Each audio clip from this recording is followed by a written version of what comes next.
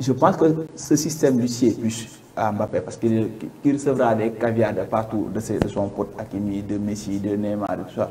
Le problème, c'est un problème d'ego. Il faut qu'il revienne sur terre, bien gérer son entourage et surtout ses caprices.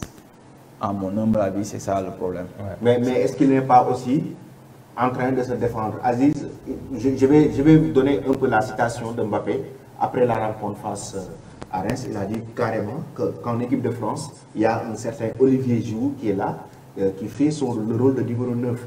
Et lui, en équipe de France, il a plus d'espace pour pouvoir faire des courses, pour pouvoir aller directement vers le but. Alors qu'au Paris Saint-Germain, on lui demande autre chose, c'est-à-dire de jouer en pivot. Donc l'espace, ça veut dire que ce qu'il sous-entend, ça veut dire que c'est Messi et Neymar qui ont plus d'espace au Paris Saint-Germain que lui. Allô? Que Messi et Neymar ont plus de liberté. Donc, mais bon, comme les coachs Maodo l'a dit tout à l'heure, et même coach Omar, je pense qu'il faut qu'il mette de l'eau dans son vin. Et puis, il a intérêt à collaborer avec ces deux-là parce que c'est les joueurs qui peuvent lui permettre de gagner non seulement la Ligue des Champions et puis de pouvoir remporter ses objectifs individuels, notamment le Ballon d'Or.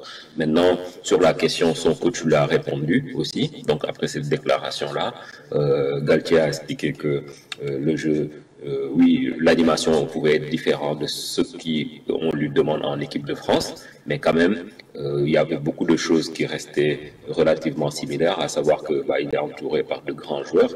Et puis voilà, selon l'animation qu'on essaie de mettre en place en fonction de l'équipe à laquelle contre qui on va jouer, ça peut changer. Maintenant, au PSG, c'est comme ça. Je pense que Mbappé, aujourd'hui, oui, il doit revoir son comportement.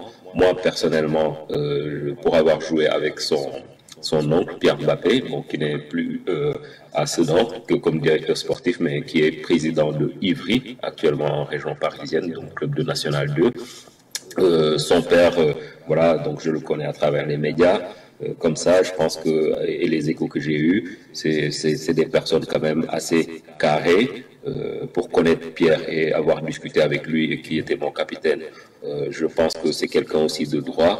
Je pense qu'aujourd'hui, c'est les premiers à avoir l'attitude de Mbappé. Je suis persuadé qu'ils vont le recadrer. Maintenant, c'est sûr qu'il y a pas mal de personnes qui poussent pour que Mbappé puisse avoir cette aura-là au PSG. Mais sauf qu'il y a, comme on l'a dit, des choses politiques qui se passent, qui sont au-delà des coulisses, donc qui se passent sur le terrain et dans le groupe. Donc forcément Mbappé n'y fera pas exception, il est obligé de collaborer avec tous ces gens-là s'il veut réussir, d'autant plus qu'il est jeune et il a des choses à prouver au détriment des deux autres. D'accord, la dernière question. Aujourd'hui, le fait que Mbappé soit co-meilleur buteur avec Neymar, est-ce que c'est pas quelque chose de révélateur concernant son avenir au PSG?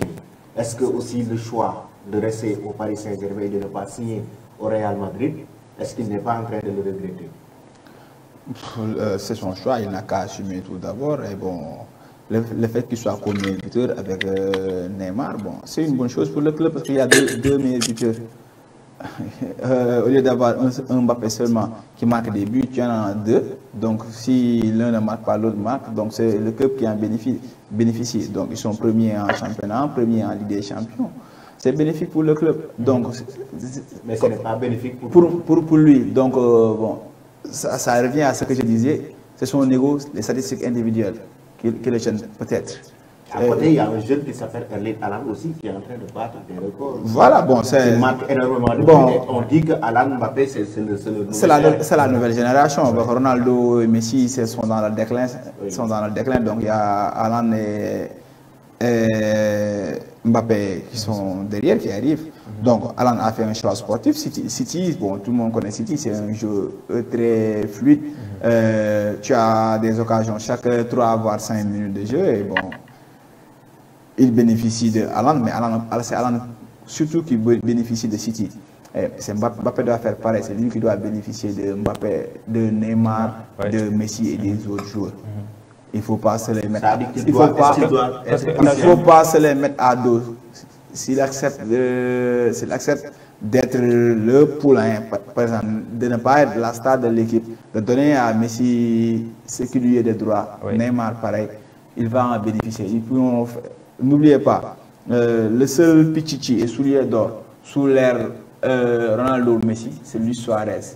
Effectivement. Et c'est Messi et Neymar qui avait donné beaucoup de buts, de ballons, de pénalty. Il avait marqué une bonne cohésion entre eux. Quarantaine de buts en Liga. Je ne parle même pas de la Ligue des Champions, de la Coupe. Une quarantaine de buts. Mais ce trio était quand même assez particulier parce que ça fait partie de l'un des trios qui ont su marcher dans l'histoire du football. Mais d'habitude, dans les trios, il y en a à chaque fois un joueur qui ne bénéficie pas des avantages de marquer. Il y a chaque fois quelqu'un qui est sacrifié. Tu vois un Messi avec son humilité, qui laisse les pénaltys, qui donne des passes décisives tout le temps. Donc c'est à lui d'en bénéficier. Mais si tu te le mets à dos, tu ne vas pas en bénéficier. Si un Messi, tu devais avoir 80% sur Messi, tu as 40 ou bien 30%, mais c'est toi qui perds.